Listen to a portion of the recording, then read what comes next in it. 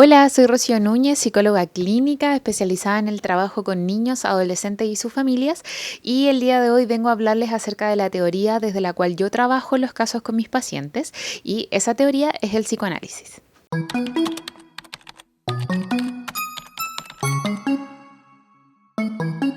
Antes de continuar con el video, te invito a que puedas suscribirte a mi canal para así poder seguir generando este contenido, el que está basado y especializado en el psicoanálisis infanto-juvenil. Así que dale click a la campanita para que te lleguen todas las notificaciones de los distintos videos que vamos a ir subiendo. Bueno, comentarles que respecto al psicoanálisis, una de las primeras preguntas que aparecen en los adultos que acompañan estos procesos psicoterapéuticos con los niños, niñas o adolescentes es qué significa que un psicólogo, psicóloga trabaje desde el psicoanálisis y si eso efectivamente puede servir para acompañar a los niños en lo que necesiten. Y en este sentido, una de las primeras cosas que les comento a los adultos que acompañan estos procesos es que desde el psicoanálisis, a diferencia de lo que pasa en psiquiatría, por ejemplo, en donde se diagnostican cuadros en salud mental, el psicoanálisis lo que busca es diagnosticar conflictos inconscientes, que desde esta perspectiva están anudados a dinámicas familiares, es decir, conflictivas familiares, que nos dan cuenta del por qué sucede lo que sucede en la actualidad con los pacientes. En este sentido, trabajar desde el psicoanálisis o con una orientación psicoanalítica significa que el tratamiento mismo con los pacientes buscará fortalecer la comprensión de lo que ocurre, no solo como un síntoma visualizado en una conducta en particular y que hay que erradicar, sino que propiciará la reflexión respecto a ese malestar y cómo éste simboliza para cada paciente de forma singular aquello que no se ha dicho o que por alguna razón sigue velado. Aquí muchas veces aparece también la duda respecto a que el psicoanálisis todo lo relacionaría con el sexo y esto en muchos casos asusta a los adultos desde su rol en los distintos procesos psicoterapéuticos con los niños, por lo que es importante aclarar este punto. Entonces hay que decir que el psicoanálisis no relaciona todo con sexo en cuanto a genitalidad, es decir, desde las relaciones sexuales tal como la entendemos nosotros los adultos, sino que el sexo, o mejor dicho la sexualidad en psicoanálisis, hace referencia a todo aquello que genera montos de excitabilidad, lo que muchas veces se traduce en malestares clínicamente significativos en los pacientes y que en definitiva son los malestares que prenden nuestras alertas para considerar el comenzar con un proceso psicoterapéutico. Como ejemplo de esto, es posible pensar en aquellos escritos que Freud realizó en torno a la sexualidad infantil. Y no, esto no tiene que ver con que los niños, niñas y adolescentes tengan relaciones sexuales desde la infancia, sino que en estos escritos, como en 3 ensayos sobre la teoría sexual, Freud se pregunta respecto a las fuentes de placer y displacer desde la primera infancia y cómo ésta se desarrolla hasta ya llegar a esta etapa cúlmine, que sería la etapa adulta. En este punto, autores post-freudianos como la Melanie Klein, por ejemplo, centraron su trabajo en comprender estas primeras experiencias de satisfacción y malestar en los bebés, dando cuenta de etapas relevantes, como las de la lactancia, que estarían relacionadas con esa sexualidad infantil de la que hablamos al ser entendida la actividad de comer, por ejemplo, como una de las primeras fuentes de satisfacción experimentadas por los bebés. De ahí también la importancia de la vinculación que dicho bebé tenga con aquella persona que cumpla este rol materno y que desde dicha satisfacción o no, en términos nutricios, es posible luego analizar la forma en que los niños y niñas se piensan, por ejemplo, en relación a si se conciben como niños deseados, amados o no. Considerando todo aquello, también yo les expongo aquí por qué el psicoanálisis me hace sentido en el trabajo psicoterapéutico con infancias y adolescencia, teniendo en cuenta como elemento central la posibilidad que brinda esta teoría de comprender las conductas humanas no solo desde las conductas observables, sino que considerando que hay acciones psíquicas que influyen en cómo las personas enfrentan las distintas circunstancias que viven y de las que no se tiene conocimiento de forma inmediata, desde la razón, si se quiere, sino que justamente es necesario este análisis en profundidad de lo que quiere comunicar con dicho síntoma. De esta forma también el psicoanálisis nos entrega la posibilidad de no enfrascar a los niños solo en la conducta que realizan, sino que también comprender por qué esa conducta se realiza en el contexto y espacios determinados, y sacarnos la idea de que hay como una voluntariedad detrás de los niños respecto a las conductas realizadas, simplemente como diagnósticos que nos hablan, por ejemplo, de desafíos hacia la autoridad, como si fuera una mera rebeldía de los niños y niñas, cuando muchas veces estas conductas tienen que ver con procesos de desarrollo y maduración que los niños y niñas están pasando y que es necesario comprender por qué se están tramitando de esa forma. Aquí hay que tener presente que desde otras teorías el significado del síntoma no reviste la misma relevancia que para el psicoanálisis. Para otras perspectivas, el síntoma viene a ser como una conducta sin mucho sentido subjetivo, y que lo único que se puede hacer con este es erradicarlo, en términos de hecho como de reacondicionamiento conductual, sin permitir mayores espacios subjetivos ni a los pacientes ni a sus familias. En este sentido, el psicoanálisis, al comprender el desarrollo psíquico como un proceso en donde se ven involucrados otros psiquismos, es decir, no solo el del niño o la niña en formación, sino que también el de aquellos adultos significativos, puesto que desde aquí es donde se forma el aparato psíquico de los niños y niñas, se trabaja desde el supuesto que el sentido del síntoma en distintos niveles viene a interpelar a estos adultos. Es decir, generan una llamada en estos adultos a propósito de las distintas demandas psíquicas que pueden existir en los niños y en las niñas.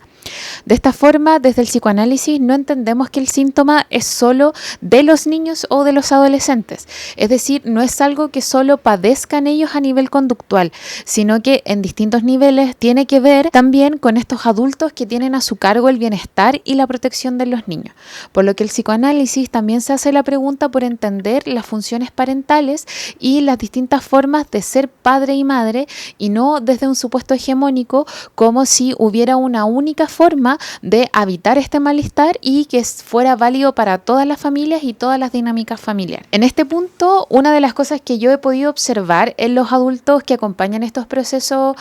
con los niños y los adolescentes es que en muchos casos, a medida que se hacen preguntas por la dinámica e historia familiar, aparecen angustias de los adultos anudados a cuestiones que vienen generando malestares que poco se han analizado y que muchas veces vienen desde hace varias generaciones anteriores, tendiendo a generar diversas respuestas en ellos, desde miedo, incertidumbre y otras hasta un escape del proceso psicoterapéutico sin mediar mayores preguntas o respuestas al respecto. Y en este sentido, el psicoanálisis permite pensar esas angustias no dichas por los adultos como parte del síntoma que presentan los pacientes, como si los niños en algún punto fueran portadores de algo que se carga a nivel inconsciente y que viene generando malestar en otros desde hace generaciones. Por esto, el psicoanálisis rechaza la idea de que los síntomas sean meras conductas observables o que puedan ser pensados desde una mirada meramente cognitiva, sino que le da vuelta a esta noción para darle espacio al contenido inconsciente que los propios pacientes y sus grupos familiares tienen al respecto, y desde ahí orientar la cura en el proceso psicoanalítico. Aquí llegamos a otro punto que me parece fundamental de pensar en relación al psicoanálisis y el trabajo que se puede realizar desde aquí, y tiene que ver justamente con la idea de cura.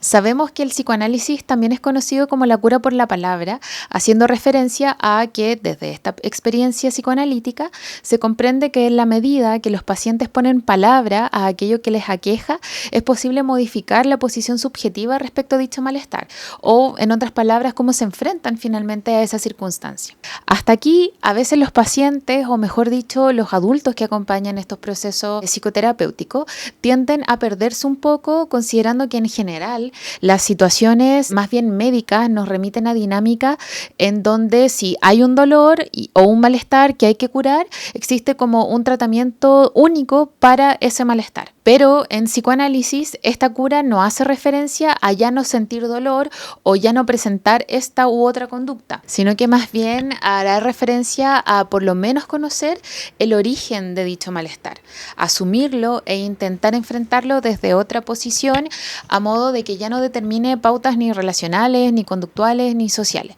Esto puesto que al hablar del psiquismo de una persona hacemos referencia más bien a estados psíquicos más que a enfermedades o patologías como lo son entendidos desde la medicina. De esta forma, creo que es necesario pensar que en los procesos psicoanalíticos no se parte de la base de que el analista tenga un saber sobre el paciente y que por lo tanto represente la guía única de cómo afrontar una situación, casi como si tuviera la verdad última de lo que le pasa al paciente y cómo debe enfrentarlo, sino que al contrario, lo que nos enseña el psicoanálisis es que esa verdad, entre comillas, está en el paciente mismo, en sus experiencias, en sus conjeturas y en sus formas de ver la vida. Y el analista lo que en realidad sabe es que el paciente desconoce que sabe. Y la ayuda y el acompañamiento analítico se centra entonces en acompañarlo a descubrir ese conocimiento que se tiene, pero que se desconoce que se tiene. En este sentido, y desde mi parecer, el psicoanálisis, si tiene algo que aporta a la vida de los sujetos, es que en vez de cerrar los procesos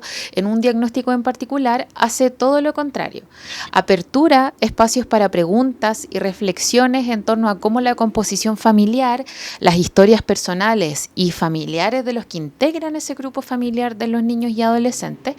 tienen o no que ver con la sintomatología presentada por los pacientes, permitiendo de esta forma conocer en mayor profundidad las maneras de habitar los distintos malestares que pudieran o no presentarse. Puesto que hablamos de estados psíquicos, entendemos que no todos los sujetos reaccionan de la misma forma a la misma situación, por lo que las psicoterapias tampoco debieran entender una forma única de transitarse si es que pacientes muestran sintomatología parecida, porque pueden responder estructuras psíquicas diferentes y por lo tanto el proceso de cura y la psicoterapia en sí va a ser diferente. Y para ya ir cerrando estas reflexiones, quería compartirle algunas de las cosas que hemos pensado con mis compañeros y compañeras del grupo de estudio en el que participo, en donde hemos podido consensuar que desde el psicoanálisis es posible repensar, reelaborar la manera en que los pacientes se vinculan con el mundo, posibilitando maneras más integradas respecto de sí mismos y de los otros, en donde se dejan de lado ciertas dualidades como si fueran cosas excluyentes y se propicia justamente la integración de afectos a nuestra experiencia cotidiana. Asimismo, y en relación a las infancias, desde el psicoanálisis considero que aporta la visión de que los niños y niñas desde su nacimiento son sujetos activos a nivel psíquico, que se van construyendo a partir de lo que les es dado, pero también desde los propios procesos psíquicos que logran desarrollar con el tiempo, encontrando su propia forma de contar su historia.